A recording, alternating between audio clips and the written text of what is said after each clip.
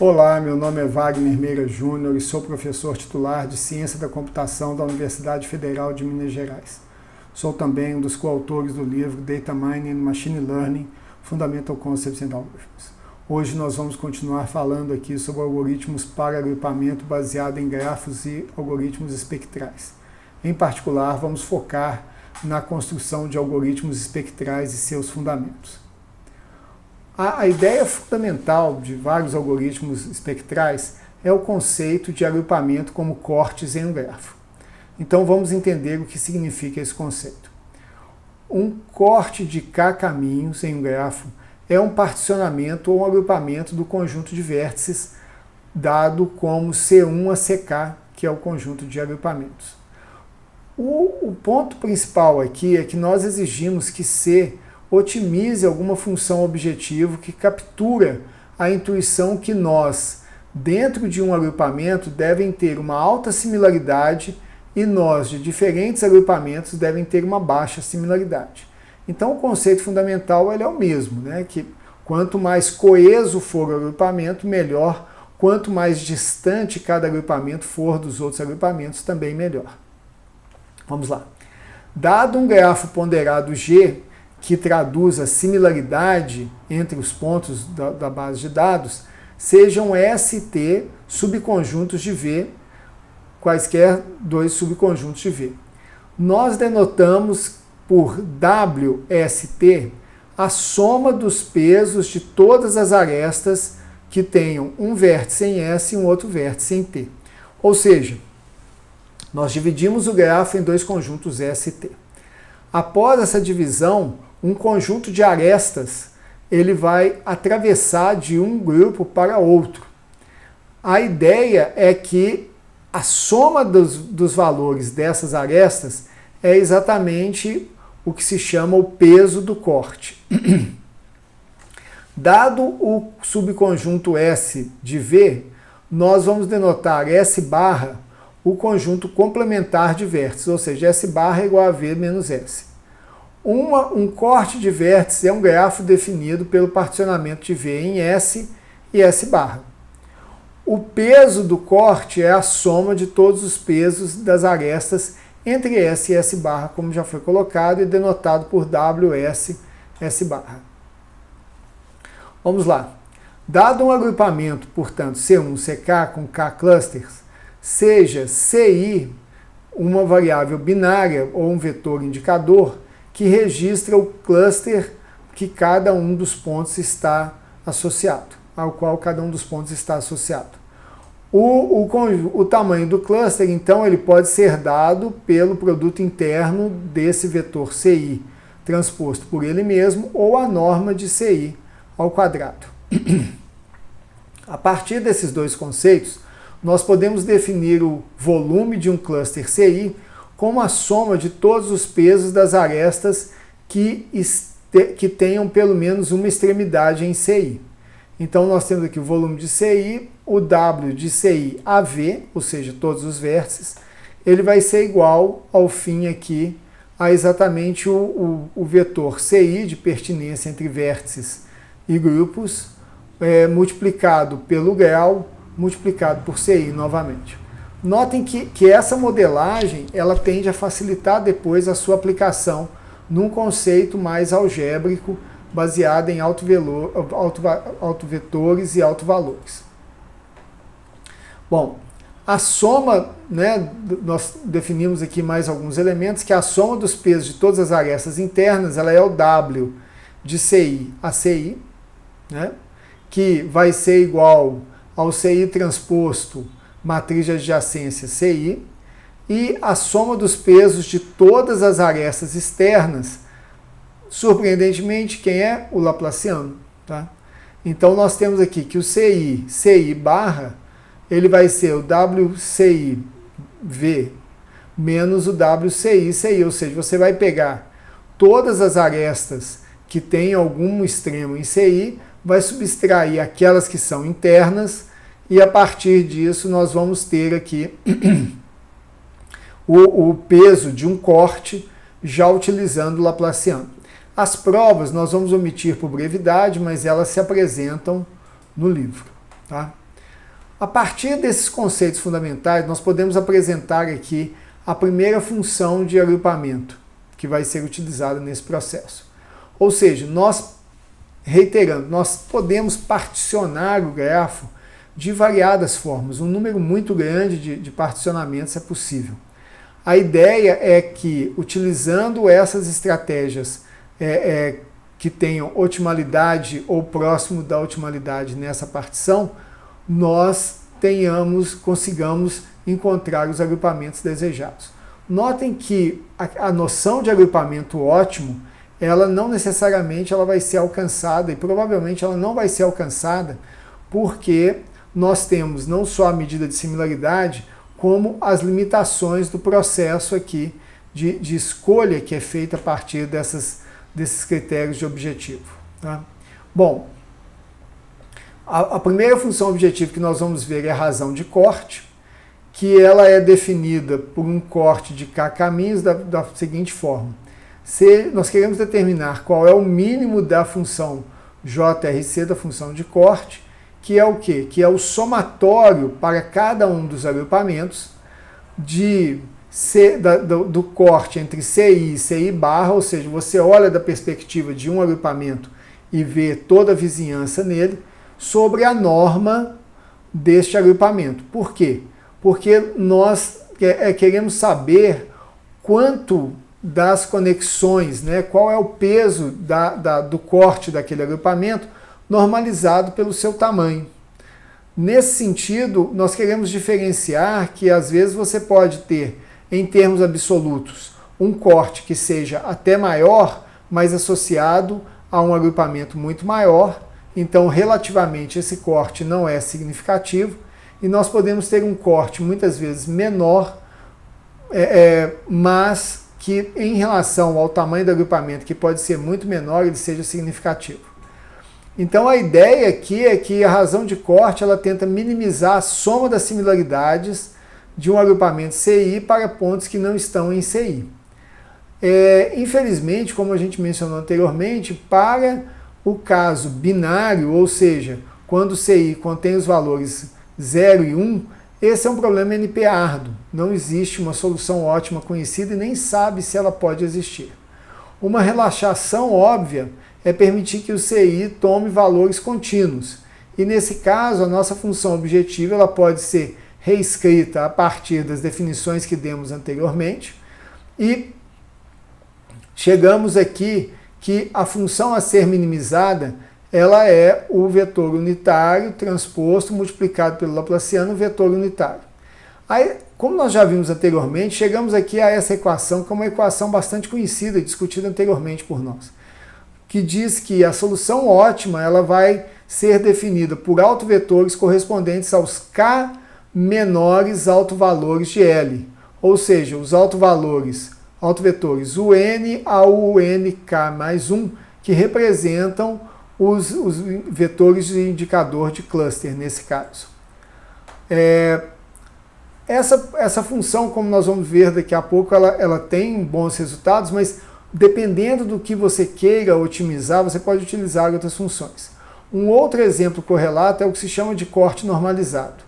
Ele é similar à razão normalizada, a menos da divisão do peso do corte em cada cluster pelo volume do cluster, ao invés de simplesmente do seu tamanho. Por quê? Porque quando você fala do número de elementos no cluster, você pode sim obter uma noção, mas se as densidades dos clusters forem diferentes, clusters com o mesmo tamanho podem ter características fundamentalmente diferentes. O corte normalizado ele ajuda nesse sentido, porque o que nós queremos é minimizar o somatório dos valores, dos pesos dos cortes sobre o volume do cluster de origem aqui. E aqui nós temos então que se torna o quê? O somatório da razão entre o CI transposto Laplaciano CI sobre CI transposto grau, matriz de grau CI. Novamente, a gente pode obter uma solução ótima, permitindo que o CI assuma qualquer valor normal, e essa solução ela vai conter os autovetores correspondentes aos K menores autovalores tanto da normalização simétrica quanto da matriz laplaciana assimétrica que nós vimos anteriormente. Um aspecto que talvez valha a pena enfatizar é que tanto a razão de corte quanto o corte normalizado, eles se baseiam nos K menores valores. Por quê? Vamos lembrar aqui a noção de alto valor e alto vetor e como que ela é utilizada, por exemplo, na função do PCA. Nós vimos lá naquele momento que o PCA ele explora exatamente o contrário, ele quer a direção de máxima variância. Aqui nesse caso nós queremos saber exatamente aqueles pontos que têm a menor variância, que eles contam menos pela variância dos dados associado a esses agrupamentos. Tá? Por isso é que nós utilizamos os menores valores. A partir desses dois critérios aí que nós apresentamos, nós podemos então trazer o algoritmo de agrupamento espectral. Tá? Então, a partir de uma base de dados D, nós calculamos a matriz de similaridade A, novamente a ressalva. A função de similaridade ela depende do domínio, ela depende da base de dados que estamos trabalhando. Para o corte normalizado, podemos utilizar tanto o laplaciano simétrico quanto assimétrico, quando, em termos da razão de corte, é só o laplaciano. A seguir, calculamos os autovalores e os autovetores correspondentes. O grande problema é que os autovetores não são binários e não é imediatamente claro como que você pode assinalar pontos aos agrupamentos. Um problema, uma solução para esse problema é que essa matriz N por K de autovetores, ela se torna uma nova matriz de dados que, normalizada, ela pode ser trabalhada por qualquer algoritmo de agrupamento, por exemplo, um K-means. Ou seja, a partir dos autovetores, as linhas são normalizadas, vamos ter então aqui os valores de y1 a yn, que exatamente ou seja, é a projeção de cada um dos pontos no espaço do autovetor e do autovalor, dos autovetores e autovalores.